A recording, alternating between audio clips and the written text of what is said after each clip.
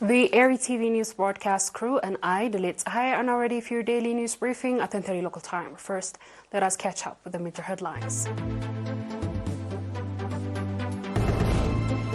Call for integrated effort to ensure social warfare. Capacity building training program.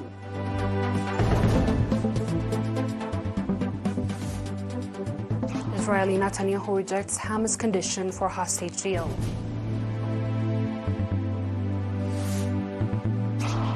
And nearly 90 dead after fierce winter storms strike the U.S.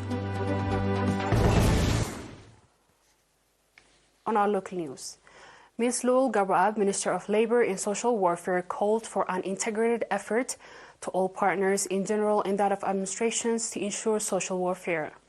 Ms. Lul made the call at an activity assessment meeting conducted in Mandafara on 23rd January, noting that effort is being exerted to avoid harmful practices that are harming children and women and to ensure that disadvantaged citizens become self-supportive and productive members of the society.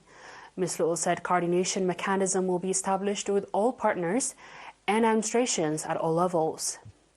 According to the report presented at the meeting in 2023, over 1.1 million nakfa has been allocated to rehabilitate families of martyrs in support of citizens living with HIV and AIDS and disadvantaged citizens, and school material support that has been extended to 1,033 disadvantaged students. The report went on to say that 6 million nakfa has been distributed to 1,487 disadvantaged citizens. Over 17 million nakfa has been allocated to medical treatment and monthly payment of war disabled veterans. The participants conducted extensive discussion on the report presented and adopted various recommendations.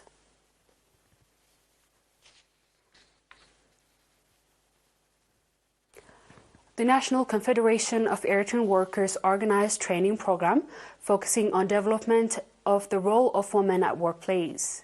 The training that was attended by 30 women representatives, including concept of gender equality and leadership, law, and women, as well as self-identification and its development. Noting that in 2023, a study has been conducted on equal participation of women at workplace, Ms. Dahab Mabrahtu, head of the Women's Affairs at the National Confederation of Eritrean Workers, said that the training program was based on finding of the research. Ms. Dahab also indicated that the training program will be organized in all regions of the country, indicating that the training program will have significant contribution in development of overall capacity of women, and the trainees called for its sustainability.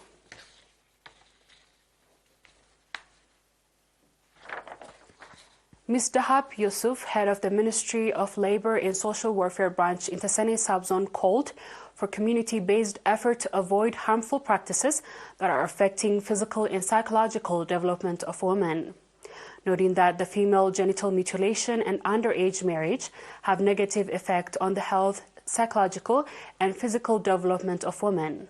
Ms. Dahab called on all members of the society, and especially village elders and religious leaders, to strengthen participation in the effort to control their prevalence. Ms. Dahab indicated that underage marriage are prohibited in accordance with the Civil Code of the Eritrean Article 522. Mr. Siyum Gabriesus, administrator of the subzone, on his part, called on administrators at all levels to strengthen participation in the effort to avoid prevalence of harmful practices.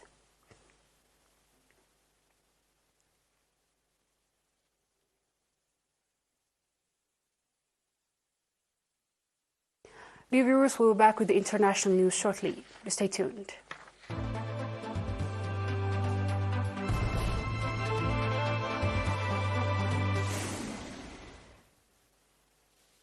Welcome back. Israeli Prime Minister Benyamin Netanyahu on Sunday, January 21st, rejected conditions presented by Hamas to end the war and release hostages that would include Israel's complete withdrawal and leaving Hamas in power in Gaza. The deal brokered in late November by the United States, Qatar, and Egypt saw the release of more than 100 of the estimated 240 hostages who were taken captive to Gaza during an attack by Hamas militants on October 7th in exchange for the release of 240 Palestinians held in Israeli prisons. Since that deal ended, Netanyahu has faced mounting pressure to secure the release of 136 hostages who remain in captivity.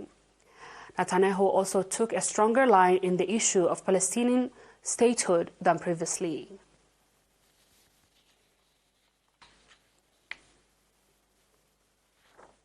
On our last news, nearly 90 weather-related deaths have been recorded across the U.S. after the country was bashed by ferocious winter storms for the past week. The deaths include at least 25 in Tennessee and 16 in Oregon, which remains under a state of emergency following severe ice storms. Tens of thousands of people also remain without power across the wide swathes of the country. A total of 89 weather-related fatalities has been recorded across the country over the past week. This is according to the tally maintained by CBS and WBS U.S. partners. While the death toll has been greatest in Tennessee and Oregon, fatalities have also been reported in Illinois, Pennsylvania, Mississippi, Washington, Kentucky, Wisconsin, New York, New Jersey, and elsewhere. The icy conditions are also expected to continue until the middle of the week.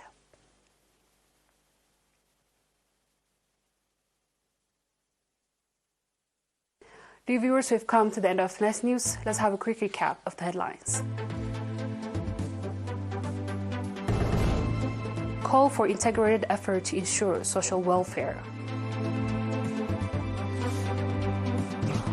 Capacity building training programs.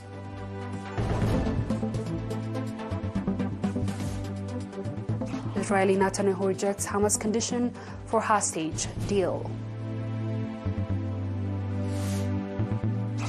And nearly 90 dead after fierce winter storms strike the U.S. That is all with our local and international news. Dear viewers, thanks for watching and have a good night.